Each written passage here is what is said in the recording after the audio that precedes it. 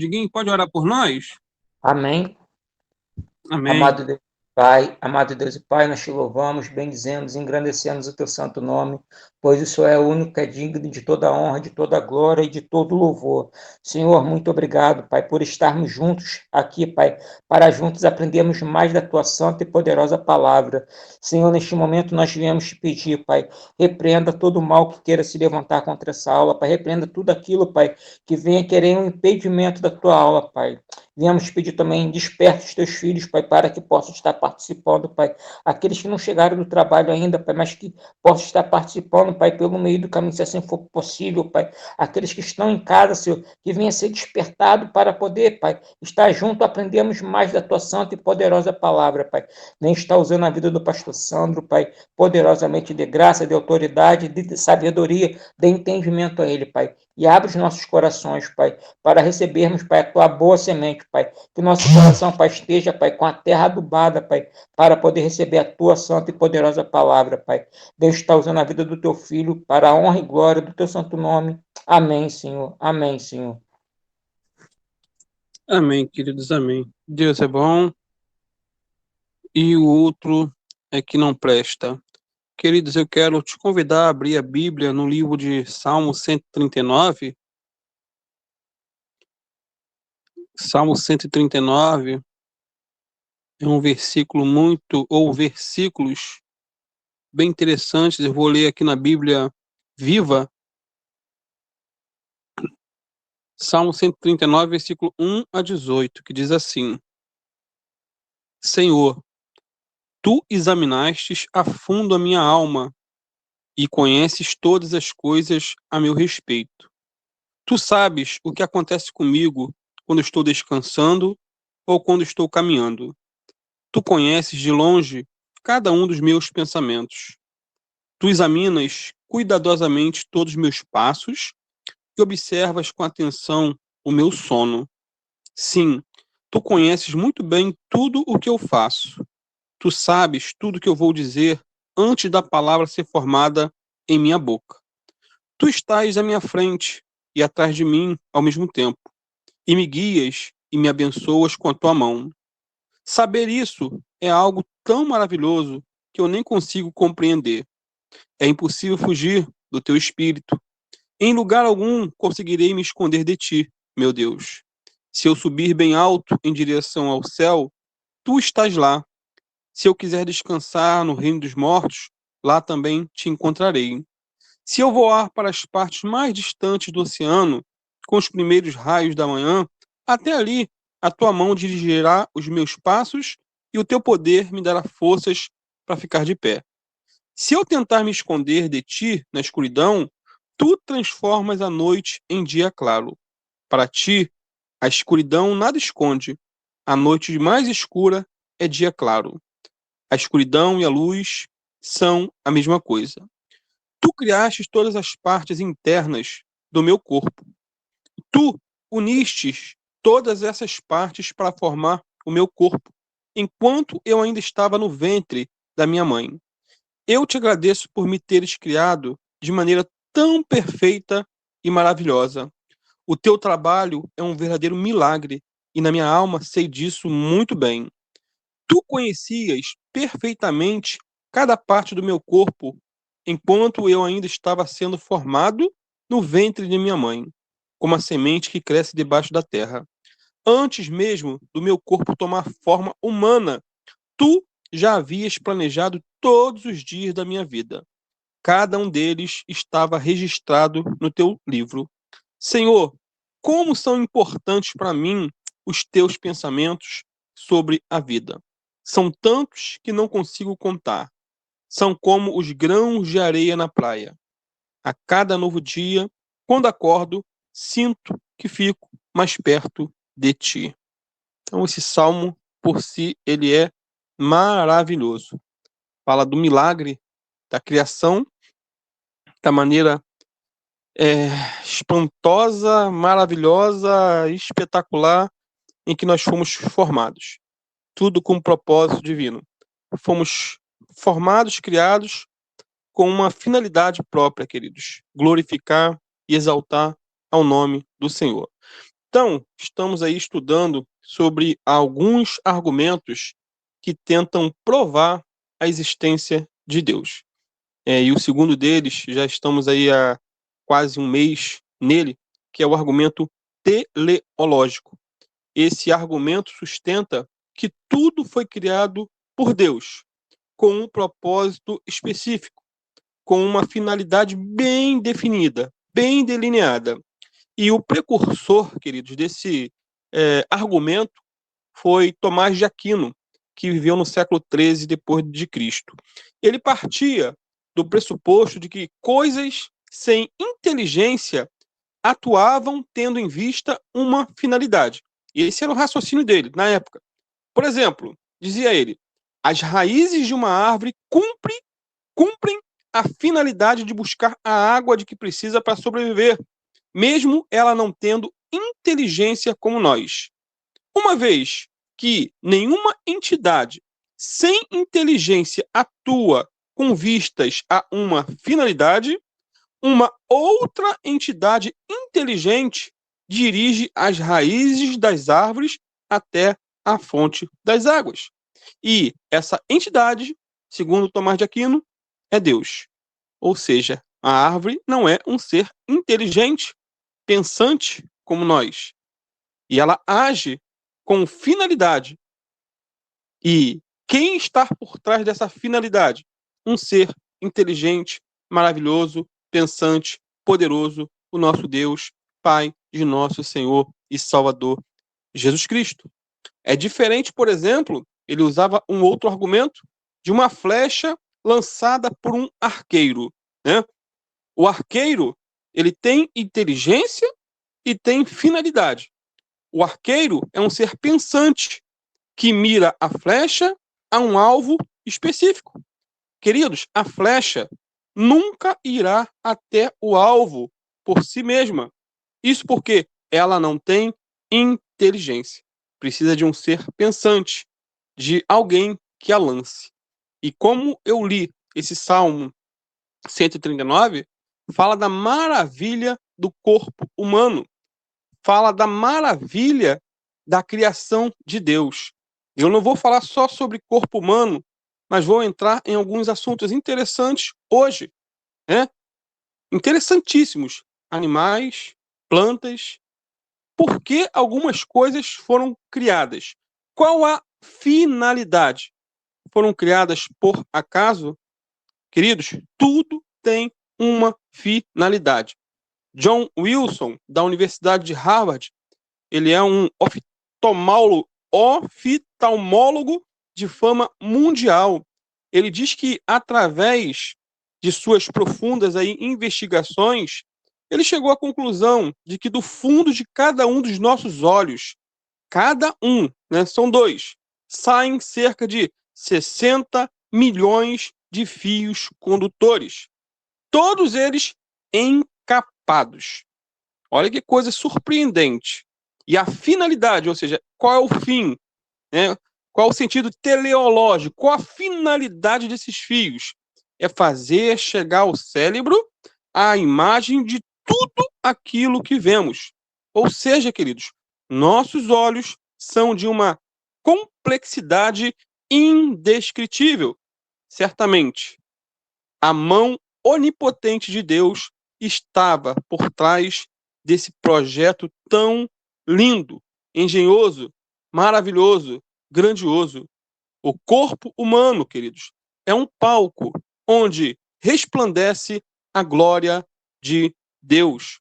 Um outro cidadão, Newberg, erudito, pesquisador, prêmio Nobel de Biologia, ele chegou à conclusão, através de uma acurada pesquisa, que o corpo humano adulto possui cerca de 60 trilhões de células.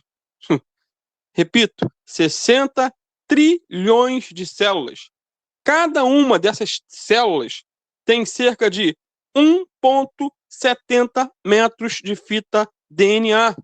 Sendo assim, temos no nosso corpo humano cerca de 102 trilhões de metros de fita DNA. Ou seja, 102 bilhões de quilômetros de fita DNA, 680 vezes a distância da Terra ao Sol. E cada célula, cada uma, é uma fábrica ultra moderna, inteiramente automatizada. Possui numerosas máquinas, muitos dispositivos, seções de produção, cadeias de montagem e centrais cibernéticas. E mais, queridos, segundo esse biólogo, estão gravadas em cada célula do nosso corpo características peculiares como a cor da pele, cor do cabelo, cor dos olhos, enfim, todos os nossos códigos genéticos. Agora, para pensar, códigos não se originam do acaso. Leis tão específicas, leis tão exatas, não provêm de uma geração espontânea, por acaso, ao léu. Portanto, amados, assim como um rato que sai correndo de um lado para outro, igual um louco, sobre um teclado de um piano, não poderia nunca tocar uma música, né, um refrão de uma música, também os códigos da vida não podem surgir por acaso. Amados, é impossível substituir a obra do Criador pelo trabalho do acaso cego. Tudo foi criado pelas mãos onipotentes de nosso Deus. Tudo foi feito por esse Deus que ele é detalhista, poderoso e engenhoso. Ontem, né, eu estava em determinada casa e ali havia um lindo aquário. E nesse aquário tinha ali uma variedade de peixes, queridos. Cada um com uma beleza toda peculiar. Peixes pequenos, grandes, coloridos, sem cor. Que coisa maravilhosa! Agora, o argumento é, tem que se ter mais fé para crer que esses peixes são produtos de uma explosão do que crer que um Deus todo-poderoso e engenhoso, inteligente, criou cada um deles como são. Agora, qual a finalidade, por exemplo, desses peixes dentro de um aquário? Qual? Duas, na minha opinião. Primeira, proclamar a glória de Deus. Segundo, embelezar o ambiente. E eu fiquei olhando aquele aquário, contemplando aqueles lindos peixes, e ali eu não pude deixar de glorificar a Deus com coisas tão lindas. Mínimos detalhes. Vamos em frente. Voltando ao nosso tema. Então, ao nosso tema, o argumento teleológico sobre a existência de Deus. Ou seja, tudo foi criado por Deus e tem uma finalidade ao ser criado, um propósito, um porquê, por mais que não saibamos o porquê de ter sido criado. Às vezes você se pergunta, mas por que existe determinada coisa? Meu irmão, hoje em dia, com a tecnologia avançadíssima, com tantas pesquisas, se você dá um Google em qualquer coisa, em qualquer inseto, em qualquer planta, você vai ver inúmeras finalidades. Inúmeras. Quer um exemplo? As baratas. Sabe para que as baratas existem ou foram criadas? Sabe por quê? Irmãos, a principal função das baratas é a reciclagem de detritos. Elas digerem restos orgânicos que servirão de nutrientes para as plantas, além de serem elas mesmas alimentos para uma variedade de outros tipos de animais. Serve de alimento, cadeia alimentar. A vespa é o principal predador das baratas, conseguindo aí acabar com uma ninhada inteira antes mesmo delas nascerem. E a vespa já tem outra finalidade no sistema. A vespa, por exemplo, coloca seu ovo no interior de uma estrutura de cálcio onde os ovos das baratas ficam armazenados. Quando a larva da vespa nasce, se alimenta dos embriões da barata, destruindo de uma vez toda a descendência de sua presa. E além das vespas, formigas, escorpiões, aranhas, lagartixas, ratos e morcegos são alguns dos que se alimentam também das baratas. E cada um desses outros insetos tem uma parte importantíssima na biodiversidade do planeta, como veremos ainda um pouco. Voltando então às baratas, apesar delas não serem nada agradáveis de se conviver, sua extinção causaria, por exemplo, um desequilíbrio na população de lagartixas e morcegos, ou poderia acarretar no acúmulo de resíduos humanos em esgotos e cemitérios, o que seria uma catástrofe ambiental a nível mundial. Por outro lado, extinguir as baratas das cidades não seria nada fácil, pois cada fêmea deixa, em média, 750 filhotes ao longo da vida, considerando que ela viva cerca de 1 ano, dependendo de cada espécie. Vamos deixar então a barata de lado, queridos, e ver a formiga. Já vimos a finalidade da barata? Agora, você já pensou sobre a formiga, que é um dos maiores predadores das baratas? Então, um vai devorando o outro com uma finalidade. Não é por acaso, não é à toa, não é por capricho, por fome. Rodrigo dos Santos Machado Feitosa, professor do Departamento de Zoologia e coordenador do Laboratório de Sistemática e Biologia de Formigas, né, da UF, ou Universidade lá do Paraná, ele diz que, ao lado dos cupins, as formigas são os insetos mais abundantes do planeta.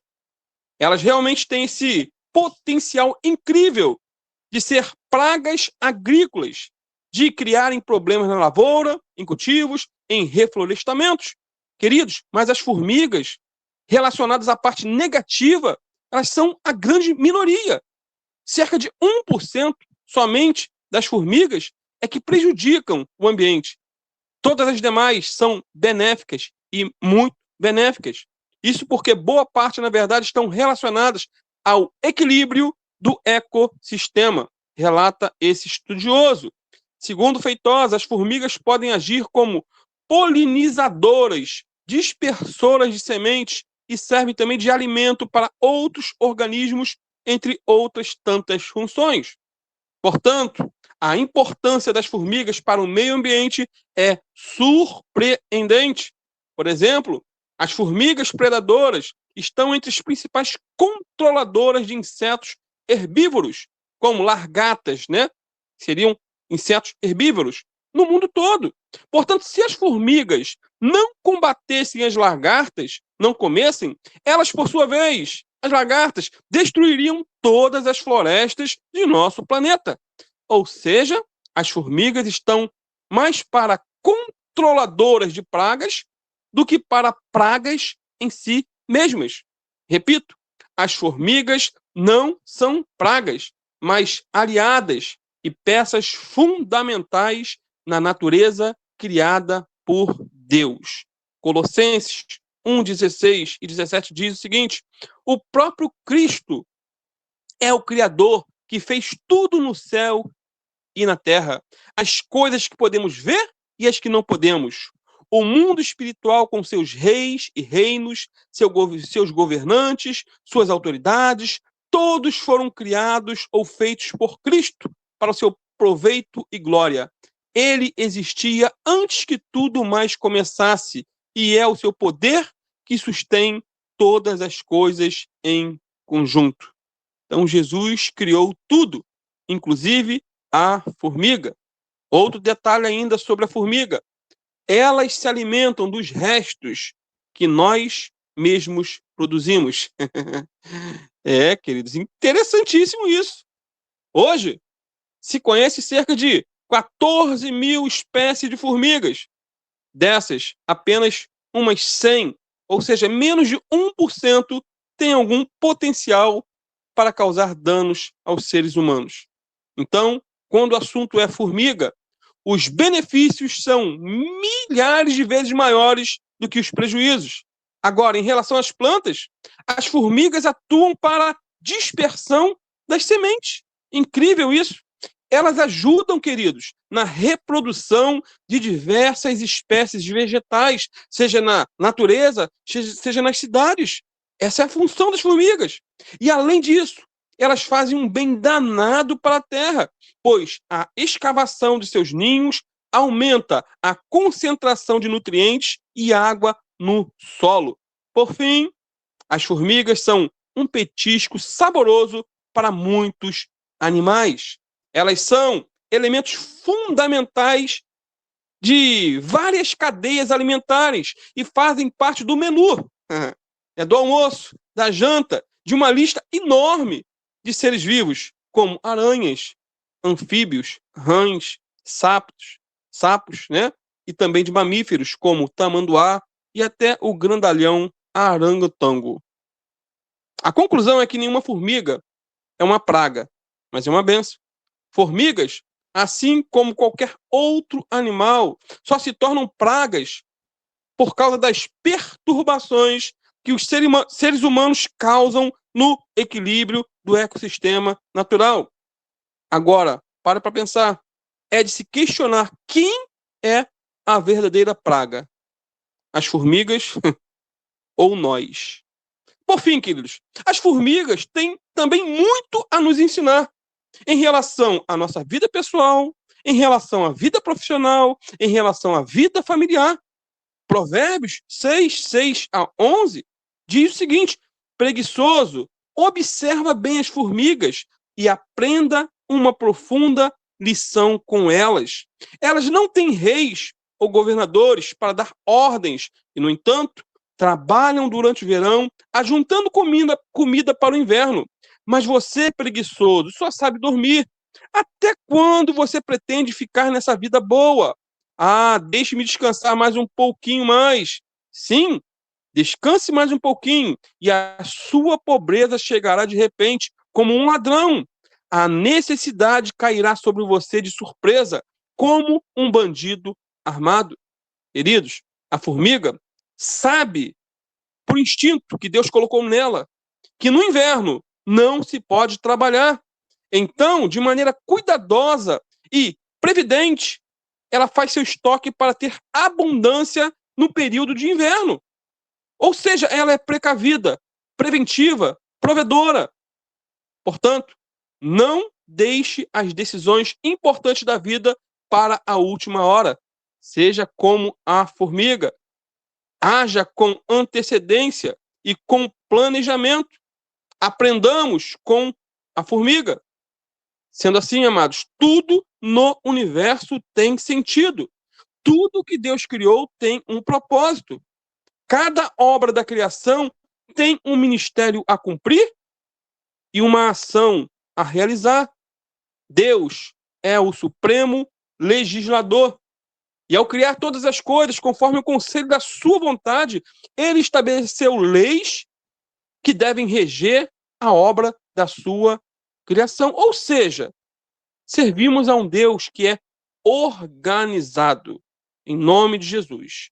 Para concluir, eu queria abrir o leque e falar também sobre a finalidade, do porquê de uma planta bastante conhecida, que é por demais interessante diante de outras milhares de plantas, insetos e assim por diante, que seria o girassol. É uma coisa maravilhosa. Queridos, os girassóis, na fase de crescimento, eles procuram a luz do sol. Porém, nos dias nublados, eles se viram uns para os outros, buscando a energia de cada um. Eles não ficam murchos, nem de cabeça baixa. Eles olham uns para os outros, erguidos, lindos. Essa é a sabedoria colocada por Deus na natureza dessa planta.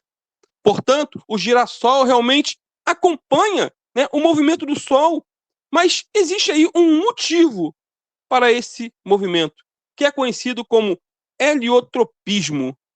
Há uma explicação a nível, né, científico.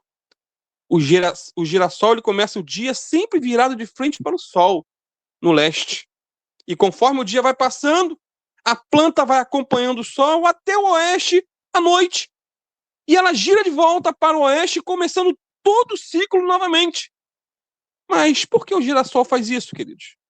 Segundo estudos e pesquisas, é uma estratégia que estimula o crescimento e atrai mais insetos para ele.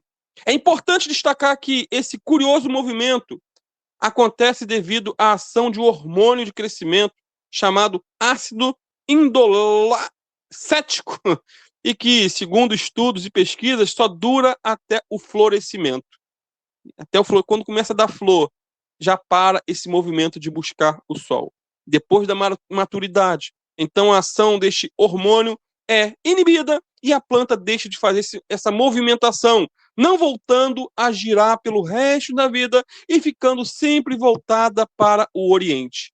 Fica sempre olhando para o sol.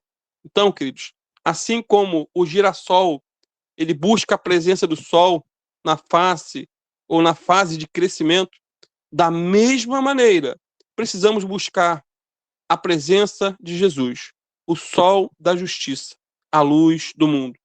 Agora, será que a finalidade do girassol é somente nos encantar com a sua beleza? Será que o girassol serve apenas como um estímulo para buscarmos mais e mais a Jesus, o sol da justiça, a luz do mundo? Tudo isso, queridos, é muito importante, mas não para por aí. O girassol tem sido considerado como uma planta produtora de óleo, mas também importante fonte de proteínas, não só para a alimentação humana, mas também de animais. O girassol é uma das 4 maiores culturas oleaginosas produtoras de óleo vegetal comestível em utilização no mundo. É cultivado com sucesso nos 5 continentes, queridos, em mais de 20 milhões de hectares. Os maiores produtores mundiais de óleo de girassol são a Rússia, a Argentina e os Estados Unidos. Se existe uma planta ideal da qual tudo se aproveita, o girassol está bem próxima dela. As raízes promovem uma considerável reciclagem de nutrientes, além de matéria orgânica deixada no solo depois que o girassol morre. As hastes podem originar material para forração acústica com ótimas características, além de, juntamente com as folhas, serve de um excelente adubo. Das flores podem ser extraídas de 20 a 40 quilos de mel por hectare. Das mesmas flores originam também as sementes, que podem ser consumidas tanto pelo homem como pelos animais. Delas é extraído o quê? Um óleo de excelente qualidade, nutricionais, o óleo de girassol, muito procurado nos mercados. Amados, o óleo de girassol ele é considerado um dos melhores em relação aos outros óleos vegetais comestíveis, principalmente por causa do seu elevado conteúdo de ácido linoleico. Cada nome grego, né? Ele é recomendado na prevenção de enfermidades cardiovasculares produzidas pelo excesso de colesterol e no tratamento da esclerose múltipla. E mais, não para por aí. Apesar do girassol ser considerado como uma planta produtora de óleo, é também uma importante fonte de proteínas para a alimentação animal. Queridos, o girassol é uma das principais espécies utilizadas na adubação verde, em grande parte devido ao seu desenvolvimento inicial rápido, à eficiência da planta na reciclagem de nutrientes e também em ser um grande agente protetor de solos contra a erosão e a infestação de invasores. Tudo isso numa simples, porém complexa planta chamada girassol. Poderíamos falar de tantas outras plantas, como as dormideiras. Quem nunca tocou em uma dormideira que ela se fecha, né?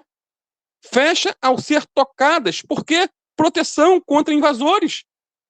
De onde veio isso? Obra do acaso? Uma explosão? O que falar das plantas trepadeiras? E até de plantas carnívoras, que as folhas elas, quando percebem a presa, se fecham na hora certa. Queridos, finalizando, existe até a flor funcionária. Já ouviu falar nela? O nome oficial é Gazânia. Elas se abrem durante o dia e se fecham durante a noite. Obra do acaso? Qual finalidade? Se pesquisar cada uma dessas plantas que eu falei aqui, a dormideira, chá de dormideira, ela é ótimo para inflamação, para vários tratamentos. Tem uma finalidade. Não só a curiosidade de tocar e se abrir. Plantas carnívoras, se formos dar um Google, vamos ficar encantados com a sabedoria de um Deus que fez tudo perfeito, com engenhosidade, com sabedoria, com muito detalhe, tudo para o nosso bem e para a glória dele, em nome de Jesus. Santo Deus, te louvamos, Senhor, por cada obra das suas mãos. Te louvamos pelos olhos que temos, Pai. Como foi estudado aqui, tanta complexidade. O corpo humano, criado por ti, quantas milhões de células, cada uma distinta da outra, tudo bem formado, cada planta, cada animal. Senhor, te louvamos, Senhor, pela obra criada. Não precisamos, Senhor, desses argumentos, ora citados, para crer em ti. Cremos, independente de tudo, mas esses detalhes, Senhor, nos encantam de vermos os detalhes, a perícia, a sabedoria com que o Senhor fez tudo, Pai. Muito obrigado, Senhor, por tudo que o Senhor fez, cada alimento, cada nutriente. Obrigado, Senhor, pelos olhos. Obrigado, Senhor, pelos ouvidos, pela boca. Obrigado, Senhor, pela língua, pela qual nós sentimos o gosto dos alimentos. Obrigado, Senhor, pelo olfato. Obrigado, Pai. Obrigado por tudo, pelo tato. Obrigado, Senhor, porque o Senhor é maravilhoso. Quando estávamos ainda no ventre, na barriga da nossa mãe, o Senhor já conhecia tudo a nosso respeito. A cor do nosso cabelo, dos nossos olhos. Tudo foi feito por Ti e tudo foi feito para a Tua glória, Senhor. Te louvamos. Fica conosco essa noite. Renova nossas forças, Senhor. Abençoa a nossa noite de sono. Precisamos da Tua ajuda, Senhor, para, se for da Tua vontade, amanhã estarmos de pé mais uma vez, para vivermos mais um dia para a Tua glória, Pai, para contemplarmos o belo, para valorizarmos, Senhor, pequenas paisagens, seja um aquário com peixes ali se divertindo, brincando, de um lado para o outro, seja caminhando, passeando, vendo uma planta, uma flor, que possamos em tudo ver a Tua glória. A Tua palavra diz que os céus proclamam a Tua glória e o firmamento anuncia as obras das Suas mãos. Obrigado por tudo, Senhor. No nome do Teu Filho Jesus, fica conosco. Abençoa-nos em nome de Jesus.